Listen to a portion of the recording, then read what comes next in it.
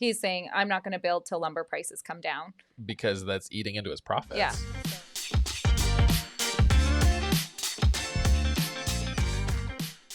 I mean, 2020 has been a crazy year, different year, good year, Yeah. hard year. It's been all of these different things for many, many different people. And so, I mean, yeah. Yeah. Well, I mean, always there's COVID in the background as a parent, you know, that's impacted with school. How can your kids go to school if a runny nose is a big deal now? Your a home specifically is a person's safe spot. Yeah, and so that's where they go. That's where they go. So where else are you going to go? Yeah, totally.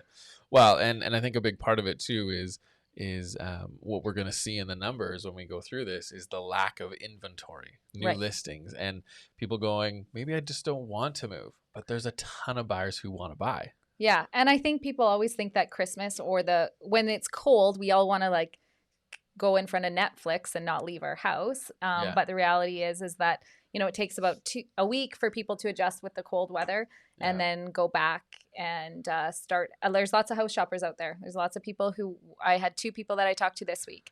I want to be in before Christmas. I want that magical Christmas feeling in my new house. Yeah. So we want to invite you into the conversation. If you're watching this, whether it's live or it's a replay, and you have questions about the market, what's happening in Calgary or the surrounding areas, put them in the comments and we will see them here live, but we'll also see them afterwards. So interact with us, throw your comments in, but let's jump right into basically looking at some of the stats here. So October 2020 market update. Let's jump in. So these are some of the numbers for the condos and the houses, so all of the market.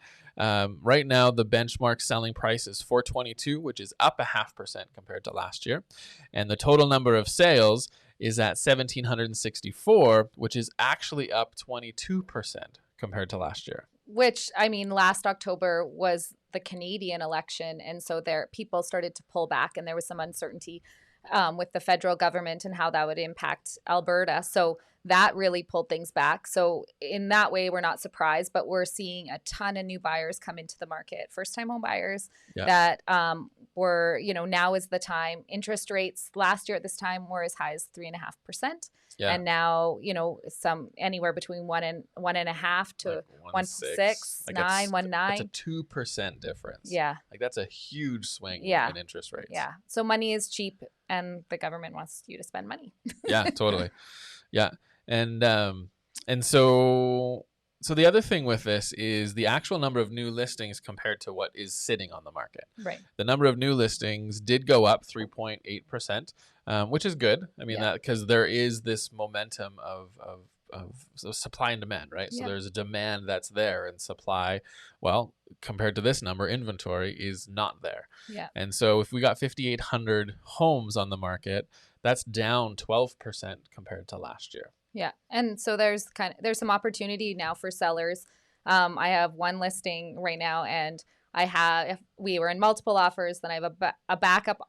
One offer was accepted. I have a backup offer and then a backup to the backup was submitted. So, I mean, there's just again, it's a unique property and it's in this, you know, just under 8, but there's people that I think it shows people are looking and people are wanting to make a move. Yeah. And I think there's a lot of people wanting to make that move up. Yeah. Because there's, again, as we talked about in the quick intro there, like people aren't traveling as much.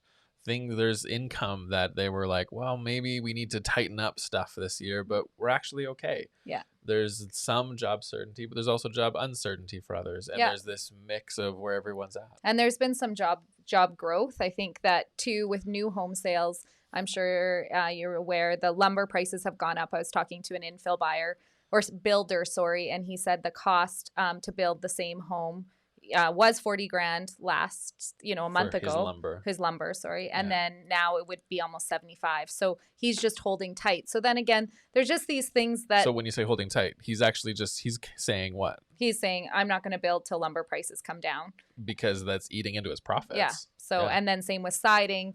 The biggest North American siding plant was taken out by the hurricane. So and then mixed with our hail, there's a shortage. So builders too aren't they are slowing down because they don't want to sell a house and then it eat away at their profit. Yeah, totally. All right. So detached houses. So the detached housing market, this is super interesting because the number of sales has increased by 35%, and the actual benchmark price has also increased almost by 2%. Yeah. And so this is really what's driving our market right now, I think. And when you look at it, people buying into detached homes. Yeah, they want yards. Yeah. I mean, you just have to watch social media. The puppy COVID craze. We are, I guess we're not 9 months in, but I'm sure there will be the baby COVID season as well. I mean, it's been a long season, so I guess we'll see all those beautiful babies next year. So maybe January. Yeah, who knows? For us. Not for us. No babies for us. No, but we did do the puppy thing. Yeah, we did. We do have a puppy, Harper, who is like a baby. Who is like a little baby. But that's enough. We don't need to talk about Harper. But I think too, with the detached housing market, when people are making this change, I think there's a huge opportunity for someone who is living in, let's call it not necessarily your starter home, because those ones are selling quickly too, because buyers are coming out of rental situations, and they are now moving into, they're going, wait a minute, my rent and cost of living is almost the same and might even be cheaper depending on what I've saved up or have down payments for or whatever. They could get into the market. So there's this opportunity for people to actually make this jump, this move up, maybe from that 300 to 500 range, maybe to 5 to 7, if things are stable within their household, right? And there's good opportunities for that. I think. Yeah. I mean, it's finding the right, but for if you're a third or fourth buyer, your needs in a home goes up higher. So it's having changes and having a plan, because some of that real estate can happen really quickly. So just as far as finding a house or having to sell your house. So it's good just to talk to someone to create a plan. Absolutely. Be proactive. All right. Semi-detached houses. So this is another market that also has had an increase in sales. I mean, it's only 174 places, but still that's 21% more places that sold this month versus last year in October. And so I think that's your infills, that's your attached type duplexes. Yeah, lots of little duplexes. Right? And again, it has that yard and just a little bit more space. You're seeing more home gyms when I'm walking and doing showings or listing presentations. You need a yard to kind of sit and enjoy the sunshine and pretend it's Mexico. It was 18 degrees yesterday, so it wasn't Mexico. It was not Mexico, no. But yeah, and I think the thing is, the detached houses have also dropped a little bit in price, down to $395. And so townhouses, this is another little market where the values have decreased about 5%. So there's a bigger opportunity for people to get into a townhouse right now if someone's looking at that, but there's still an increase in sales of 8%. And so you probably don't have for yourself, in terms of your clients this year that have moved, majority of people probably bought detached houses. Right. Yeah. I mean, they've moved from their townhouse, but even that, when we were listing, there was lots of interest. And again, because a townhouse usually is three levels, so including a basement, so it just gives someone a little bit more space to spread out versus a condo, meaning more of an apartment style place. Well, yesterday we had, I did a live video with Jessica and Travis, who were clients of yours, and they went from their apartment downtown. They thought they wanted to keep inner city into a townhouse, but then they couldn't find anything. Their story's interesting. It's a good story if you want to go listen. But then they ended up just renting, say, well, let's just sit and wait. But then they realized that they actually wanted to make a change and go into a single family house. Right. And a lot of these things they're adopting, they're doing different things. So life has changed for them. But they also realized that they're like, no, we actually want that space. Yeah. So let's figure that out. The yard. And I think they bought a property that needs, that it's going to be transformed. They're going to do tons of renos. And again, I think even their parents have some extra time. So it's going to be that their family, extended family, and they're going to, because people have extra time, a little bit of extra time. Totally. Totally. And last but not least, the apartment market in Calgary. So the apartment market, condos, prices have dropped about 1.3, and sales have actually also dropped 5.7% compared to last year. Yeah, I noticed a little bit at the end of October, which those sales aren't final, where we had some people that they're right sizing, so they're going from their house, so and they're going into a condo, and so in that way, an apartment condo. So as the snow flies, and they want to get for different demographics to be able to park underground or be closer to amenities. Stop shoveling. Yeah. So yeah. I think that I'm always surprised, especially as the year gets to a close, you see people start to want to move into an apartment condo because maybe they're in a townhouse. It is too much space. Life circumstances changed for them. And so then they're going to want to be in an apartment condo. There's lots of good condo sales out there, or deals. Yeah, no, there really is. And so I guess in looking at all of this, because I think this is the last little slide that we have here, what would you say are some advice that you would have to buyers? So let's say first-time buyers. What would you say is some advice for first-time buyers in this market right now, if you were going to talk to someone? Yeah, I think first-time home buyers is that, first is finding which community, where your tribe is, where you want to be. Yeah. Do you want a 1960s house or 1990s? Both have pluses, and then the area, because I think that there's lots of beautiful homes, but then you want to be in the right community, and you want it to serve you well over the next couple of years. And then, so finding the right schools, or just trying to identify your life stages over the next little while. Yeah. Yeah.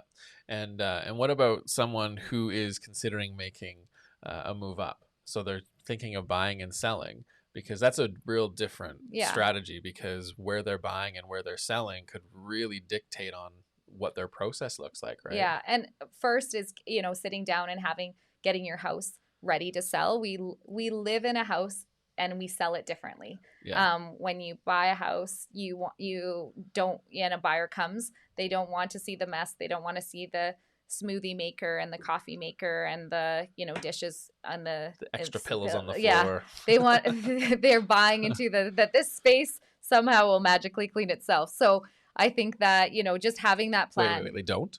Well, maybe. Wow. Okay. Right. Anyway, so I think just having a plan as far as where that looks, and having options, and then timing it, because now you want to it's that gentle balance of having to shop for a house and have your house ready to go. So, I mean, it's all dependent, it's a big city. Every little community has its own submarket. Yeah.